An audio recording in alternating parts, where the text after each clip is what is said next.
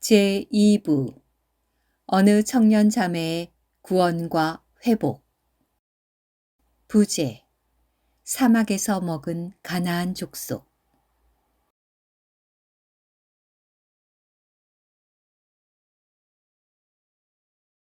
3장 놀라운 구원.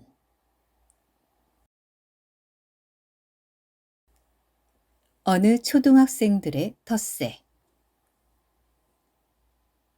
초등학교 5학년 때 저는 친구 따라 교회에 몇 달 다닌 적이 있습니다. 그 교회는 동네에서 조금 큰 교회였고 친구와 저는 어린이 성가대에 들어가게 되었습니다. 매주마다 성가대에서 부를 곡을 프린트해서 나누어 주었는데 피아노 치는 것을 좋아했던 저는 그 악보를 버리지 않고 모두 모아두었고 이후 교회를 나가지 않은 약 15년간의 매우 오랜 기간 그 찬송을 혼자서 피아노로 연주했습니다.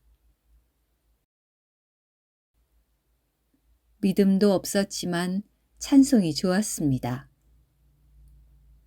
그때는 단지 찬송곡의 멜로디가 좋다고 생각했지만 지금 돌이켜보면 그것은 말씀과 기도로 지어진 것이기 때문에 힘이 있었습니다. 그것은 제가 15년 뒤에 주님을 믿게 되기까지 보이지 않는 끈과도 같았습니다. 그 어린이 성가대에는 거의 고정적으로 솔로 파트를 전담하던 저와 동갑 여자아이가 있었는데 그 아이는 뱃속부터 그 교회를 다닌 모태신앙이었습니다.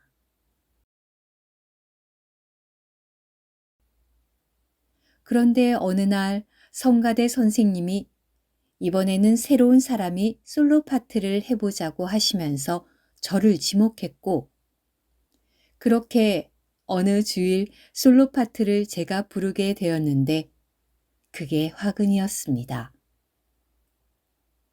교회에 온 지 얼마 안 된 뉴페이스인 제가 주목받는 솔로 파트를 하게 되자 모두가 철없는 그때 저는 그 여자아이와 친한 무리들의 시기를 받게 되었고 그들은 텃세를 부렸습니다.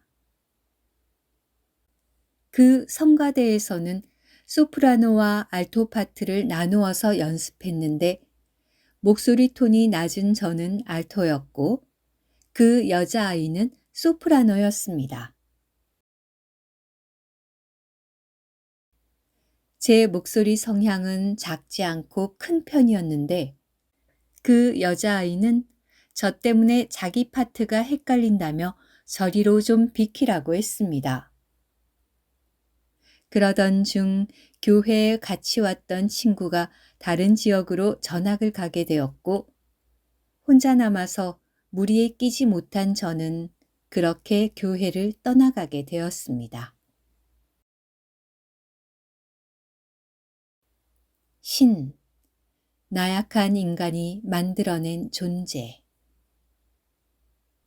그렇게 저는 초등학교 5학년 때 이후로 교회를 접촉할 아무런 기회가 없었고 20대 중반까지 평생을 무신론자로 살았습니다.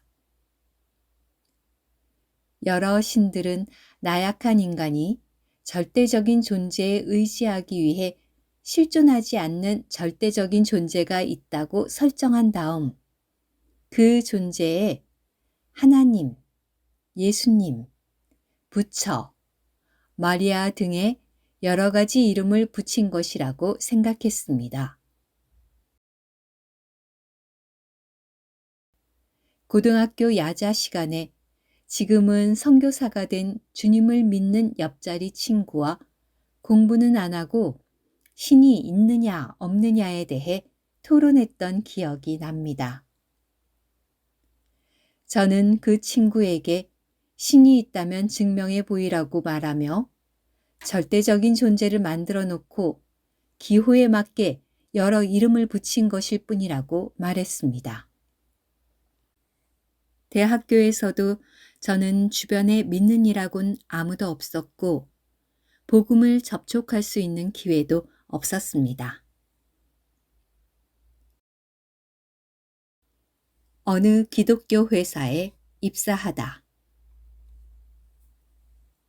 그러던 중 대학교 마지막 학기 때 여러 회사에 지원하던 중 저는 이 회사에 최종 합격하게 되었는데 그 회사는 기독교 회사였습니다.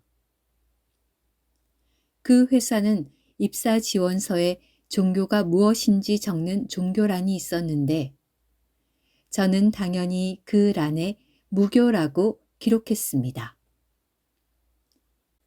기독교 회사라고 대충은 들었지만 입사 후 이 정도로 기독교 문화가 강한 회사인 줄은 몰랐습니다. 제가 입사할 때 한 달간 신입사원 합숙 훈련을 했는데 그 한 달간 잠언 31장으로 매일 아침 한 장씩 동기들과 큐티 나눔을 했어야 했습니다. 저는 믿음은 없었으나 교훈적인 얘기 같은 잠언으로 큐티 나눔을 하는 것에 대해 큰 거부감은 없었습니다. 그때 처음으로 믿음에 대해 궁금해졌습니다. 전 세계의 수많은 인구가 기독교이고 그 믿는 사람이 다 어디가 모자란 것이 아니라 저명한 지식인들과 과학자들도 있는데 그들이 단체적으로 미쳤거나 그렇지 않으면 정말 무언가가 있겠다는 생각이 들었습니다.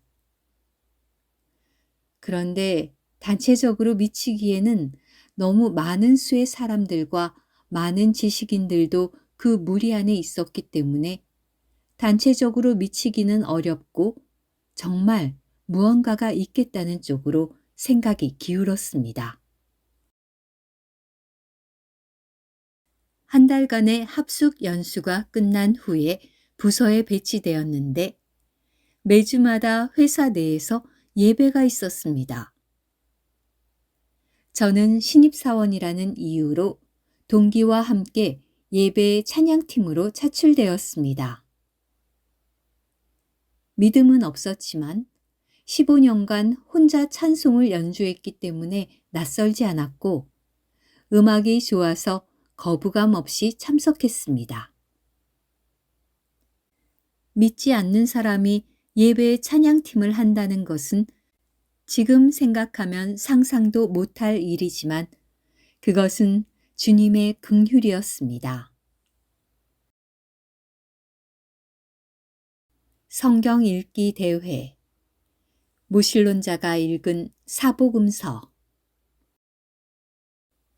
그렇게 1년 차에 회사 생활을 하던 중 겨울에 직원 수련회가 있고 그 수련회 몇 달 전에 성경 읽기 대회를 한다는 공지가 내려왔습니다.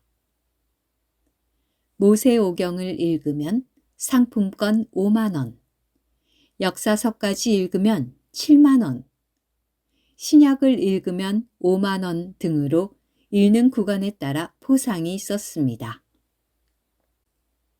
각 부서에서는 리더가 솔선수범해서 업무 시간 도중에 30분씩 시간을 내어 함께 성경 읽는 것을 독려했습니다.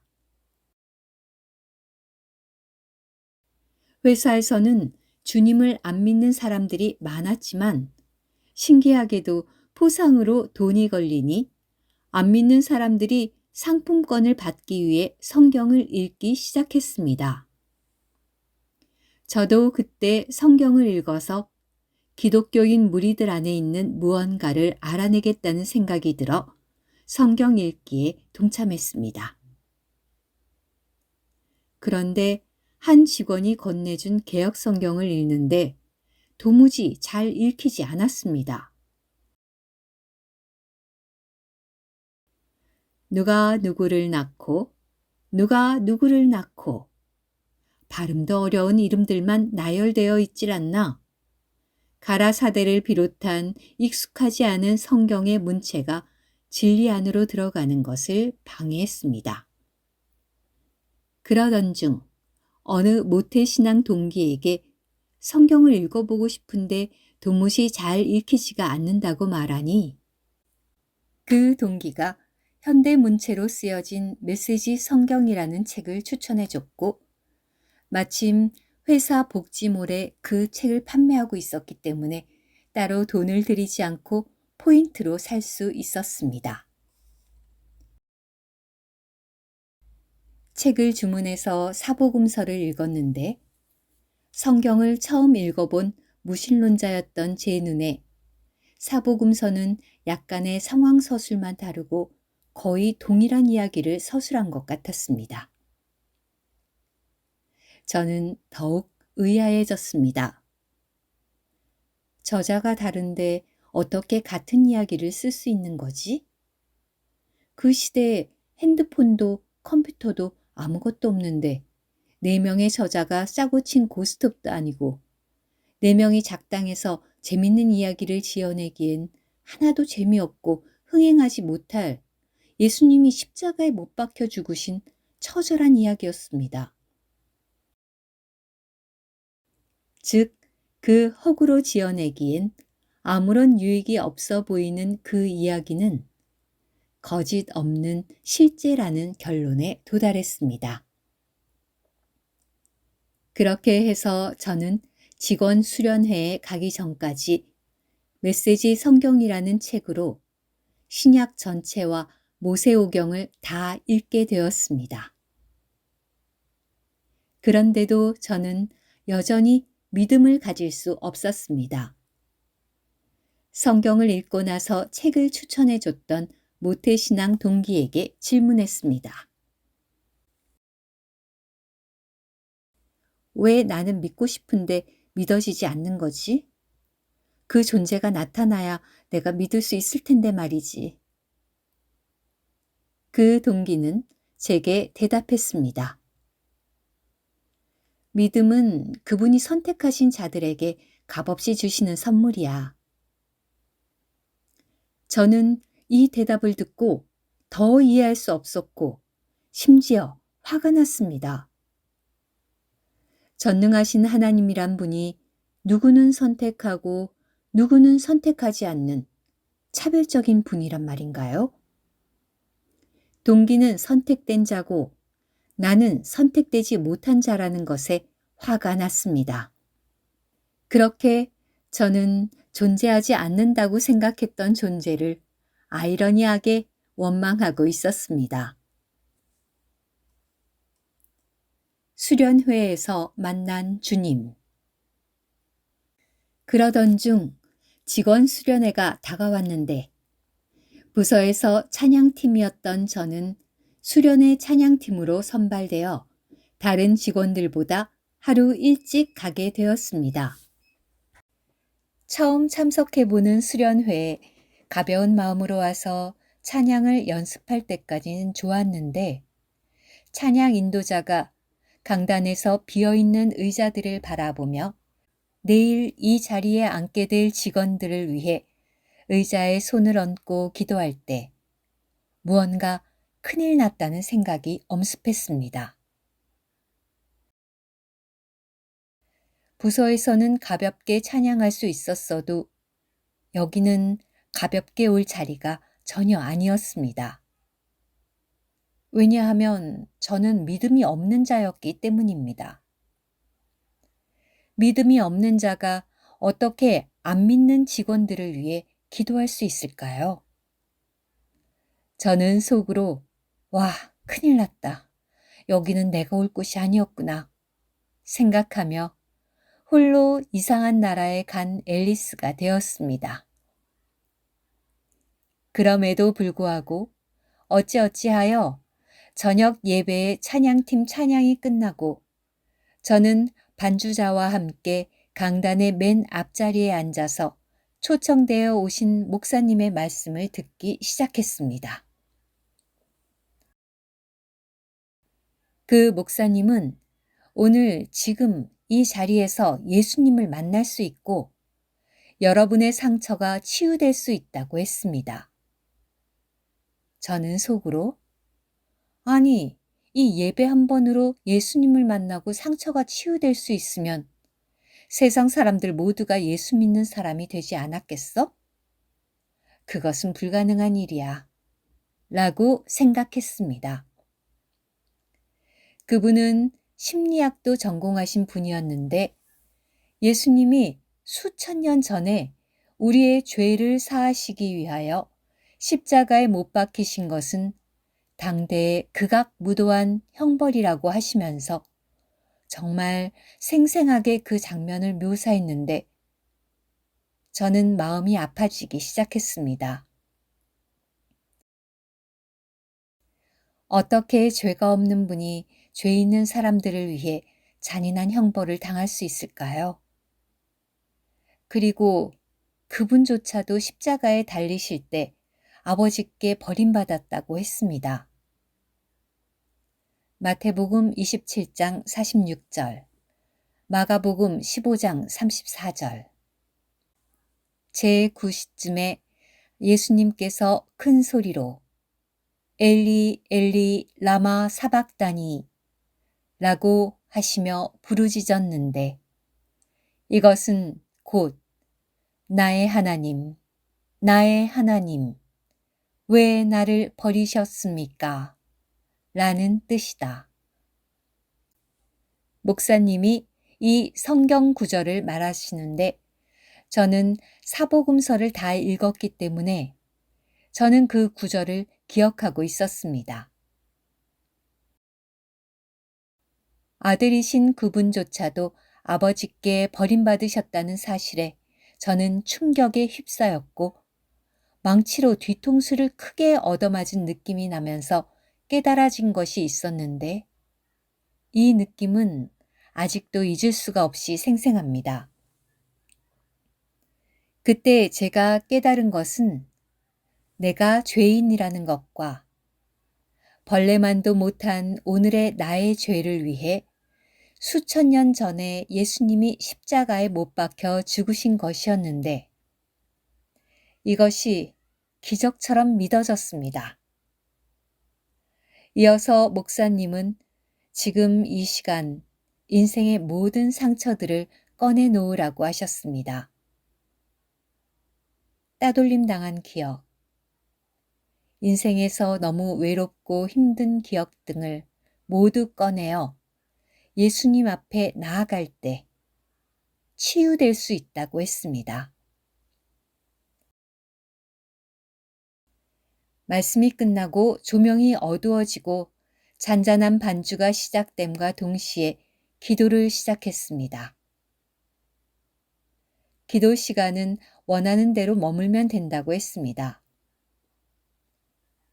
저는 초등학교 5학년 때 친구 따라 잠깐 교회에 다닐 때 화장실에서 배가 너무 아파서 기도해 본 이후로는 기도라는 것을 해본 적이 없어서 어떻게 기도할지 모르고 눈을 감았는데 눈물이 펑펑 쏟아지기 시작했습니다. 그 시간 저의 인생의 상처를 그분 앞에 꺼냈습니다.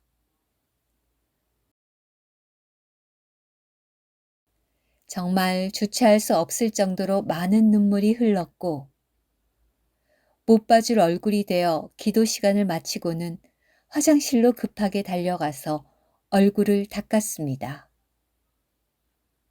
이후 저는 알게 되었습니다. 내가 죄인이라는 것과 나를 위해 예수님이 십자가에 못 박혀 죽으신 것을 아는 것이 복음을 받아들이는 핵심이라는 것을 말입니다. 주님의 긍휼로 그것을 믿을 수 있었던 것입니다.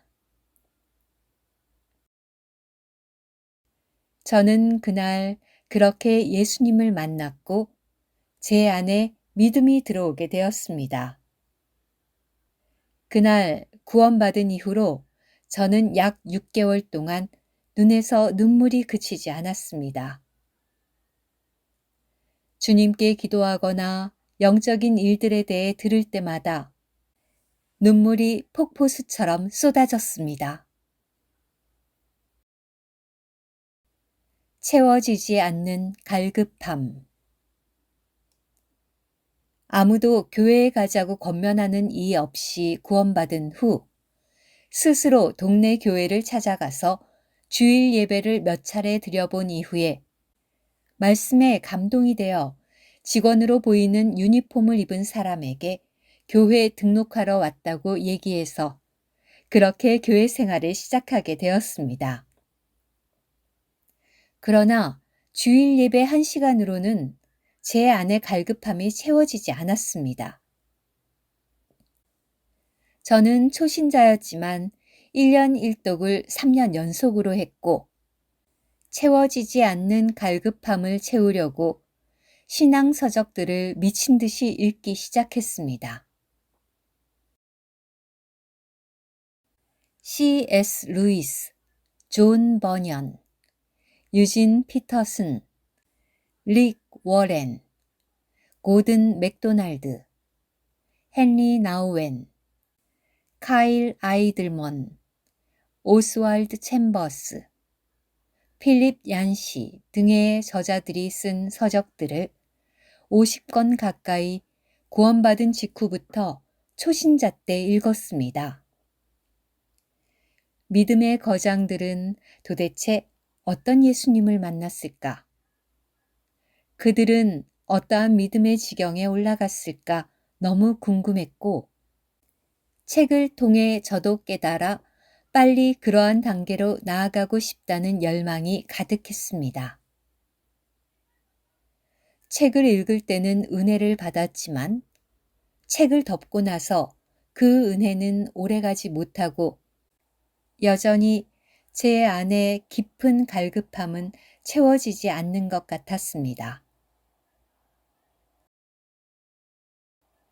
행위로서 구원받는 것이 아니라고 했는데 왜 선한 행실을 강조하면서 한 번 구원은 영원한 구원이라고 하는가? 구원받은 사람이 이후 살인을 저지르면 그 사람은 구원받은 것인가 아니면 받은 구원이 취소되는가? 그렇다면 한 번 구원은 영원한 구원이라는 말이 아니라는 것인가? 그렇다면 구원받은 후 선한 행실을 해야 구원이 완성된다는 말인가? 특히 이러한 내면의 궁금증들은 설교나 책으로도 해소되지 않아 답답함을 느꼈습니다. 처음에는 구원받은 은혜에 감격하여 교회 생활을 열심히 했지만 점차 힘들어졌습니다. 생명의 흐름이 너무도 약했기 때문입니다. 썬데이 크리스천이 되기 싫어서 주일에만 말씀으로 번득이고 나머지 날들은 힘겹게 살아가는 것이 진정한 크리스천의 삶인지에 대해 회의감이 들기도 했습니다. 교회 청년부에 다녔던 저는 중년 지체들과는 단 한 번도 섞인 적이 없었고 어느 지체의 집에 가본 적도 없었습니다. 8년을 다닌 교회에서 담임 목사님과 한마디 대화도 해본 적이 없었으며 가끔 청년들과 평일에 카페에서 만나는 것이 전부였습니다. 그러다 코로나가 찾아왔고 대면 예배를 못하게 되면서 저는 자연스럽게 다니던 교회에서 나오게 되었고 그때부터 유튜브에서 그동안 듣고 싶었던 대형 교회 목사님들의 설교 또는 고인이 되신 유명 목사님들의 설교를 찾아 헤매며 나 홀로 방구석 예배를 드리기 시작했습니다. 그 2년의 시간은 교파에 아무런 방해 없이 즉각적으로 회복될 수 있었던 전적인 주님의 긍휼이었습니다.